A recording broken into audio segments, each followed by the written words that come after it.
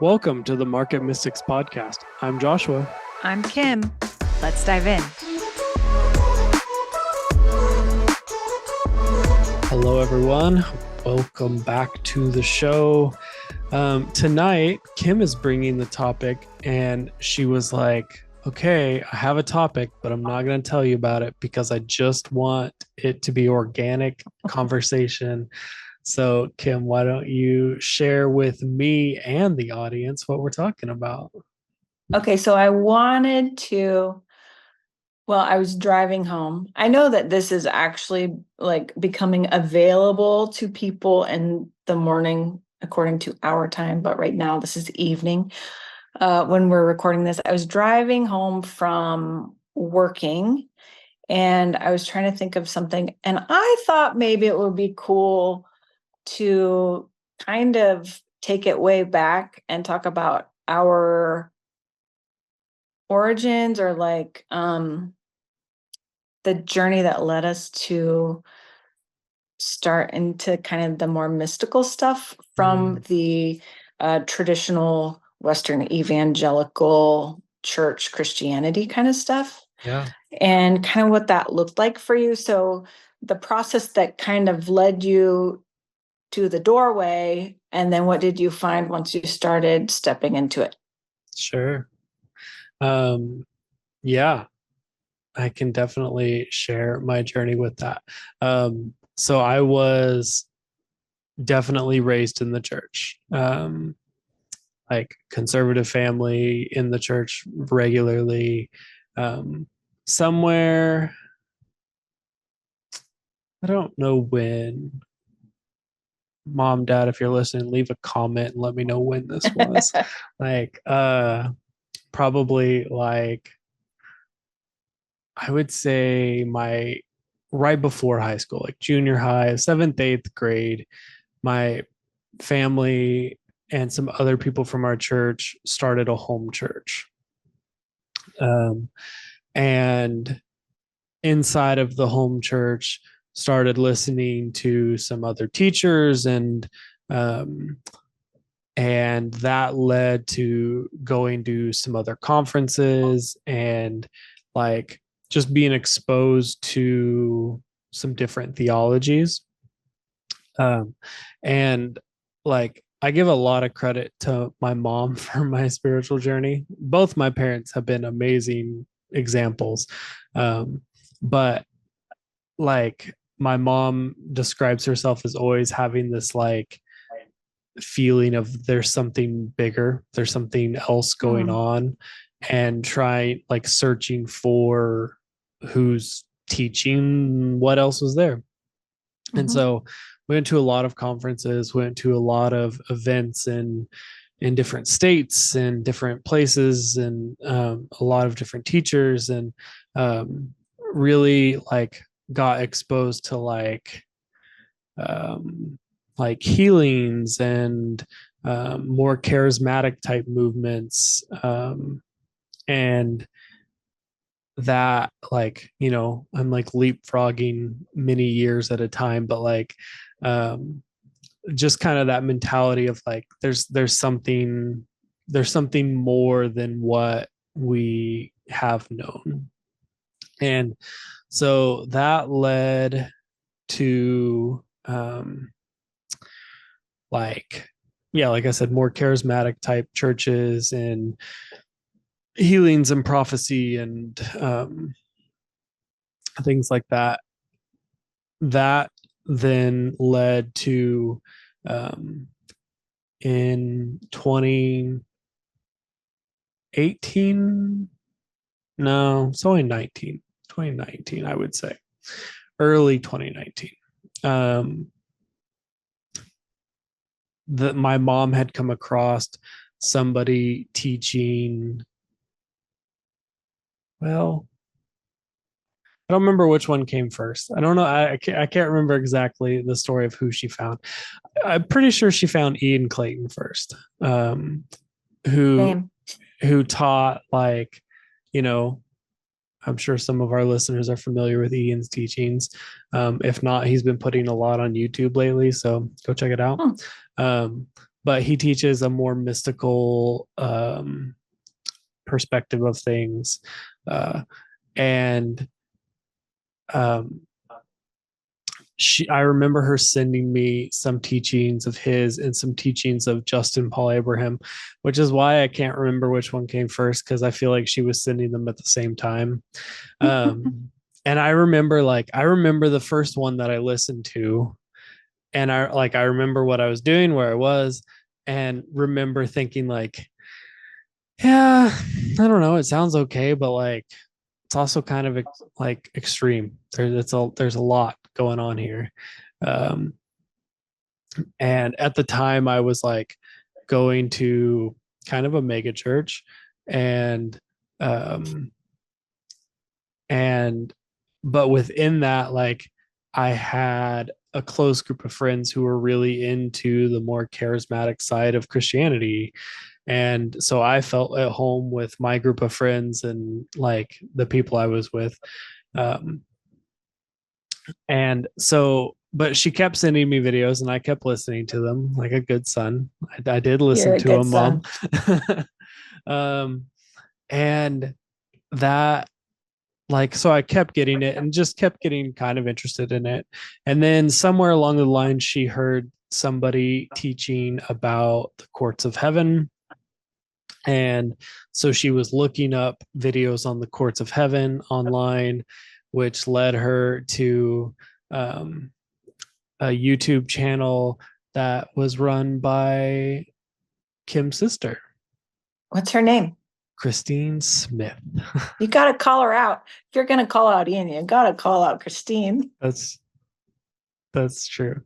Um, yeah, so Christine Smith on YouTube had a mobile courts activation video, and it's just like it's a guided, I wouldn't call it a guided meditation, it's a guided activation of like engaging the courts of heaven.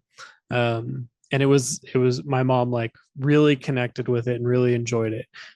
Well, at the time Christine was also doing like a weekly mentoring, Sunday mentoring thing. And so my mom started watching some of those videos that she was posting on YouTube, and they started talking about, hey, we're going to be having a refresh conference, which, by the way, they're getting ready to do another one in London. If you happen to be in London, you should look It that up. happened last week. Did it? You just missed the Oh one in man. London. Okay, I'm sorry. I thought it was still in the future. My bad. Um, um, yeah. So they were getting ready to have a conference, and my mom was like, "Oh, that sounds really great. I'm gonna look up and see where it is." Well, turned out it was in the city that I lived in. And so I was like, so my mom was like, that's crazy. I had no idea there was someone this close. There was a group of believers who believed these things that I've been learning about this close. And so she bought some tickets for it, and we were all set to go to it. And then, like, the week before, she called me and she's like, I'm not going to be able to go, but I still think you should go. And I was like, okay. So I showed up at this not knowing anybody, not really knowing what was going to be taught. And like got like, I met you, who, now we've had a business for 2.5 two and a years. half years. I met your husband, who I work with on an almost daily basis. Um, I met your sister, who became a great friend and mentor and someone who walked with me for a long time. And I met, yeah, lots of people who are still in my life. Like, I'm almost everybody from that group. Like, I still regularly talk to. Yeah. Um, and yeah, it was a really cool thing. Um, and I showed up like, and I'm pretty sure they all thought that I was just going to be like uh, out the door and never come back. Um, but I Can I think, just interject really quick? yeah, It's because we met you and we're like, oh, how did you hear from of us? Like, are you part of another church? Like, what is this? And you're like, oh, I go to XYZ mega church, yeah, which would not characteristically lend itself to anyone being okay with the engaging heaven kind of stuff that we were doing. We're like, really yeah. good to meet you. I bet we'll never see you again. Yeah. Yeah, that was kind of the vibe for sure. Um, and I mean, there was the first day was pretty great. Um, I'm pretty sure Robert spoke the first night. If he didn't speak, I connected with him the first night. Um, and it was really kind of interesting because he came up to me after the service and was like, "Hey, I feel like I'm supposed to share this with you." And he started talking about what the cross was and some things about that, um, which ended up being something that another pastor mentor taught me a few years ago. And like I had this framework for it because like I had already been exposed to it. And um so it was just, yeah, there was a lot of really cool things that happened. um there were also definitely things that pushed my box. I remember being in one of the like breakout sessions in the afternoon, and like the room next to me was practicing roaring like lions. And when I left my breakout room, people were rolling out of that room. Um, and so, like, there was definitely things that I was like, "Oh yeah, like that's that's strange." Yeah. Um, and I like, yeah, I think part of was actually just talking to somebody about this today. I am very grateful for my upbringing and my experience in the church because I like there have been individual people in churches that have expressed um, thoughts that my beliefs might be a touch heretical. Um, but I haven't really experienced like corporate persecution from a church, nor have I ever felt controlled in my beliefs by the church that I was in. I, even if I disagreed with them and openly disagreed with them, like I never felt like I couldn't still attend that church. Um, That's good. and so like I don't have a lot of the church hurt that some people in these circles have. And I was talking to someone today and I was like, I don't know if that's because um, I wasn't around places that did that, or if it was because I just wasn't paying enough attention to know that that's what they were trying to do. Like, but either way, like I, even like my childhood church, like I didn't feel like there was a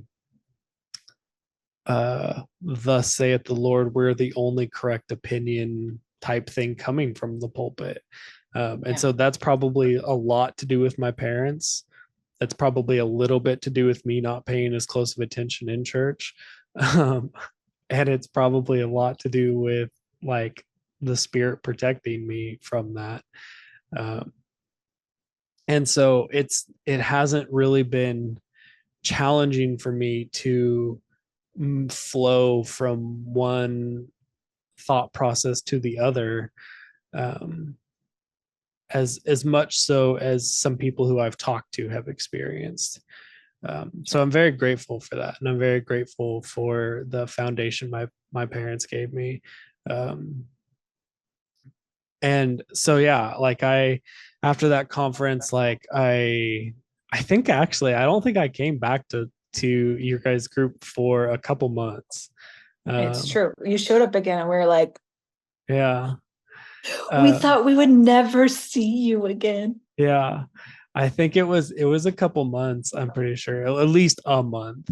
Um, and yeah, so I kept showing up, kept getting plugged in with like the people, um and then uh there was a a sickness that happened globally that some people experienced, um and during that time the church that I was going to decided to take a little time out and take a couple weeks off, um and it because of the size of the group, the your group was still meeting together, and I was like, cool. I'm just like, I was at that time I was already attending both, like I was going to two services, Mhm. um and then when that happened it was like, oh well, there's just one, so I'll just keep going to the one that's available, and never actually ended up going back to the other church. Um, when they got off their rest break, I never went back, and so that was, or I guess maybe I might have a little bit, but like, yeah, I don't know, but just really was plugged in where I was and was enjoying it and was growing and experiencing healing, um, and then that led like, um, I mean, how long has it been since we've met in person? 2 years? No, a year and a half. I think a year and a half. Yeah. And so as that group stopped meeting in person, like, um, yeah, I started learning and getting exposed to some other teachers, um, and really got plugged into where I'm plugged into now, um, and have really enjoyed that and felt home there. Kim's smiling at me because I'm not naming names, and she likes when I name names. Um, You do you. um, but yeah, like just really have enjoyed that, and I think this is what I think about like, let's call it mystical Christianity or whatever. Like, it's like it opened another page in a book or another chapter in a book, and I was like, could see things from a different perspective that I've never considered, and um really was like, yeah, it's almost like, it was almost like going to the next year in school and being like, Yeah, okay, here's a similar subject, like, oh, you knew math before, well now we're going to start adding the alphabet into math, um like, and so it's just like an advancement of where I already was, but I would still say I don't think it's still the perfect place. It just happens sure. to be like, um it's just the next step in my personal growth journey. And I don't Sure. expect everyone to be in the same spot. Like, I know many people who I would consider quite a ways ahead of me in their journeys, and that actually makes me really excited because, like, um I really love learning. Like, it's high on my list of, um character traits and strengths, is a love of learning. And so Mhm. I think if I felt like I was at the end of that, that I would probably be pretty depressed. Like, oh, I've learned everything there is to know about God. Like, that, how boring. Um, actually think that there's, uh, I think it's very unlikely that I will ever know the full extent of the being that created everything. And I think that's part of the mystery and part of the, uh, allure of eternal life in his kingdom, is that it's just a constant invitation to go on an adventure and to learn something new. And maybe that's just the carrot he's Hmm. dangling for me. But like that's that's how I feel about it. It's just like um it's an eternity of adventure and learning. And already yeah, I went from going to a big mega church and working a corporate job to like going to a much smaller church and starting a business with Kim.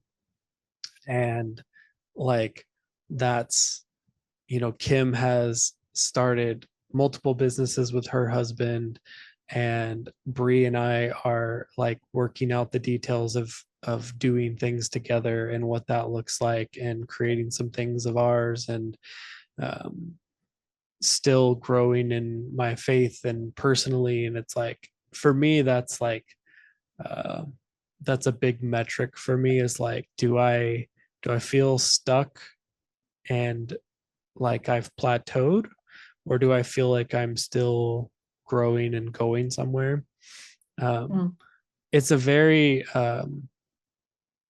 it's not, I would say it's not just linear growth though. Like it's very much so an up and down ride.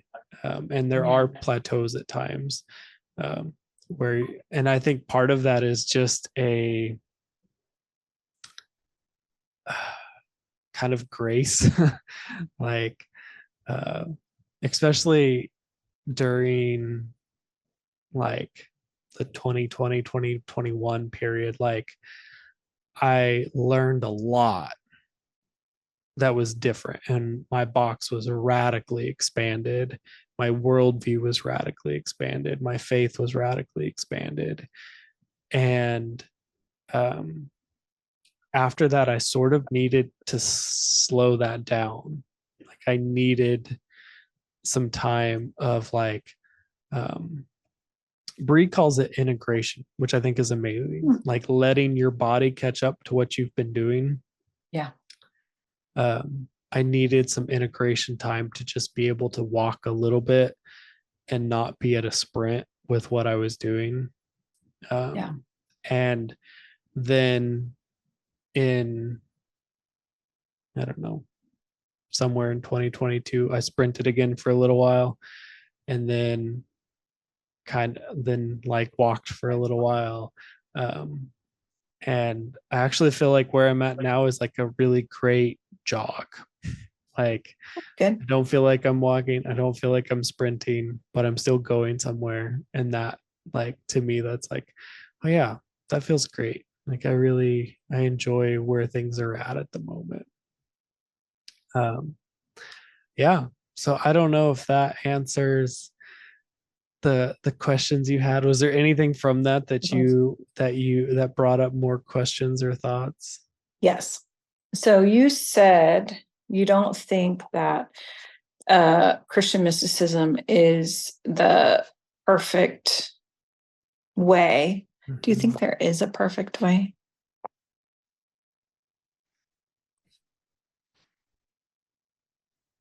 I don't know. I don't know what.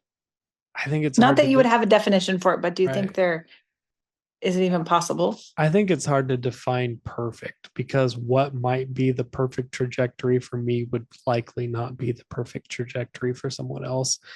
And so to say that there is one way that is optimal for everybody to grow, I think is really tough to do.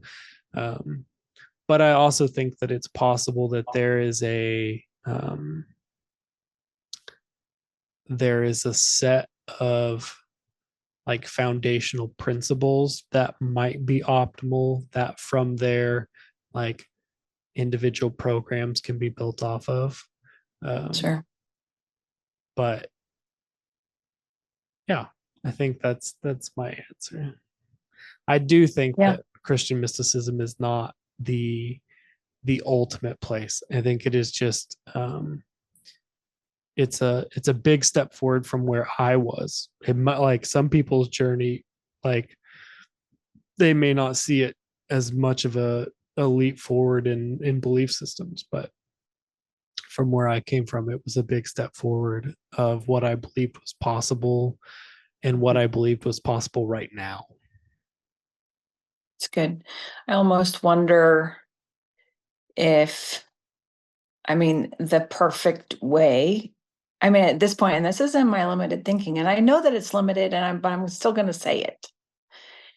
If the perfect way is not like the Baptist way or the Catholic way or the Orthodox way or the mystic way, but is just like relationship. Oh, yeah. I was really worried you were just going to say it's not the Baptist way, it's not the Catholic way, it's Yahweh's. Oh, dang it. I missed it. I completely missed my opportunity. I wasn't even thinking that way. No, I was just thinking like in all of it, like it's the relationship where like that wellspring of life tends to be, you know? Um, but I could be wrong too. But from my experience in kind of different practices and different groups of people and belief systems within Christianity, that's kind of been the place where life comes, is in that uh, authentic relationship. Yeah. There's a friend of mine who actually married Brie and I, who told me once, like, in a rabbinical school, like, you will have, like, the rabbi will say, hey, I want you all to write, a paragraph on what you think this passage of scripture means. And everyone's going to write something different because of their life. Like, they'll read Mhm. it differently, and they'll all be correct because that's how the scripture spoke to them. And so I Mhm. asked her one time, I was like, well, does that mean that there's not, like, the right way? Like, am I just thinking about it wrong by even using that terminology? And she told me, she goes, well, my personal belief is that they're, like, if Adonai was sitting down with you one on one, face to face, teaching you, that there would be a most optimal path for you to learn, Mm. but that he's big enough to allow you your own journey and to allow everyone else in the room their own journey, and, like, there to be truth in all of those elements. And so it was kind of like, yeah, maybe there is an optimal, most correct path, but nobody's there. Like, Do, nobody is doing that. do you think there's an optimal, most correct path for us collectively? Mm. Like for people, this is the optimal, most correct path, or do you think it is completely individualized? I tend toward the individualized thing. Yeah, I think I tend towards the individualized thing, um, because we've already lived a not optimal life. I think if you were to take a being from creation, from the point of creation, Mhm. and teach them, there would be a most optimal path. But because we all have things in our genome that are, from our histories that we're carrying and from our life experiences that we're carrying, um, I think that almost necessitates the need for an individual journey instead of trying to apply a blanket solution to it. Yeah, I think that, I don't know. I think I agree with that. I tend to put myself in a box while also putting other people in a box. And I'm really working toward improving with that. Um, but I met with a friend earlier this week, must have been. I think it was like, I don't know, Tuesday maybe.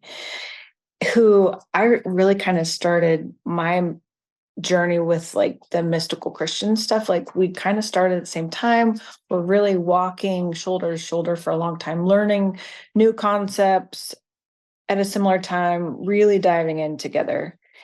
And there was never a falling, like there was never like fallout. There's no bad blood ever, but we just kind of went our different directions because she had a calling and I had a calling and we were pursuing those things separately. And in reconnecting, I was asking her kind of where she is on her journey, and it has kind of veered back toward where she came from in the traditional church. And I have kind of veered away from that. Mm-hmm. And she has a much different perspective than I do, but I just can't help but honor that because I really do think it's such an individual journey. And I don't think it's like wrong to be in the church or like wrong to not be in the church. Yeah. And I don't know. I think it's hard to get to that place too, because when you're on your own journey and when you're learning what's right for yourself, then that is truth for you, Mm-hmm. which you will probably tend to want to apply. Okay, I would tend to want to apply that same truth to everyone and everything around me because it's still in my life. But just because it's truth for me or the ideal way for me, I have to remember that it's not necessarily that for everyone else.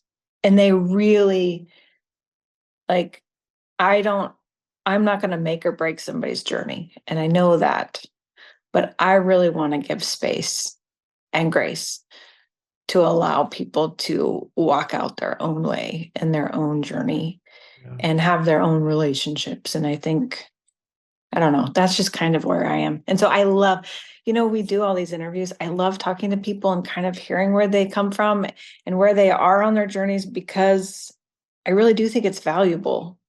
And I think it's fascinating to hear all the different nuances that the Lord has done with different people that he hasn't done with me, because I don't know. I don't know. I see him bigger and bigger every day, I suppose. Yeah. Yeah. I think that's like, man, that's such a big thing. Like, is your God big enough to allow someone else to have a different journey? And a completely different journey. Yeah. And Yeah. like, yeah, man, I think that's just it's such a simple thing, but it's like a really big thing. Yeah. There's a lot of those that have been coming up to me lately where it's like, yeah, that's a really simple concept to verbalize, but really pretty massive to try and like work out. Yeah. Hmm. Yeah, for sure. Well, It's been a good talk. So next time we're doing your story. I mean, we could, we don't have to. I think We'll we see how should. it goes. I think we should. That'd be great.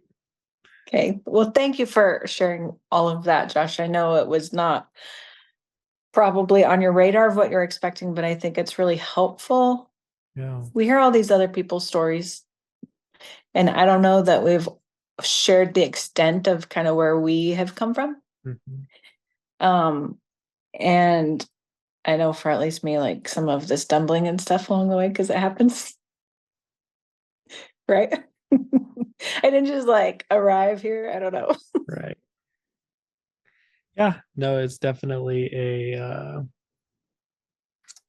it's I don't okay, so I saw someone the other day say that you should like to the extreme romanticize your life, um, because there's more than one way to look at every situation. So why would you not choose to look at the one that's like amazing.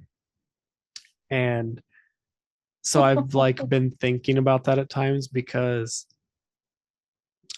I wouldn't say that hasn't been my disposition my whole life, but maybe over the past 10 years it hasn't been my disposition. And so like just thinking about that, and I'm like, man, even just my faith journey and my personal journey and my relationship journey, like there's been plenty of things that I could point to and been like, see how hard that was, see how Mhm. crappy that was. But if I'm just like, look at a different time, a different aspect, a different day, a different moment, like I think that's one thing I've learned, is that everything that I go through is just a moment. Like it doesn't last. Yeah. So no matter how you feel right now, it's not like, it's just a moment. And all the moments work together to create a really amazing tapestry. And I think if you can see your life like that, that will do more for your mental and physical and spiritual health than almost anything else you could do. It's really good. Really good. I need to remember that. I don't always live in the now. Yeah. Yeah. Good stuff. Very good. Thanks, Josh. Yeah. Thank you all. We'll see you next time, um, possibly for Kim's journey. Well, I think next Yes, there's time you're one going to in hear, between. I was going to say, you'll hear from a guest, Yeah. but then the next Thursday, maybe. Yes. We'll see. The next Thursday, we'll do Josh's journey and Kim's journey. There you go. And in between, Now, if we you're can gonna make it an get a great gift. alliteration for Kim's journey, how do we do that? I'll think on it. I'll have to think. I might look at a thesaurus. Sounds good. Okay. All right. We'll see you guys later. Bye. Hey, thanks for listening. Keep up with us along this journey by liking, subscribing, and becoming a member through YouTube. Members get exclusive access to bonus content with our guests, deeper dives into topics, and a look into other projects. We're glad to have you here. See you next time.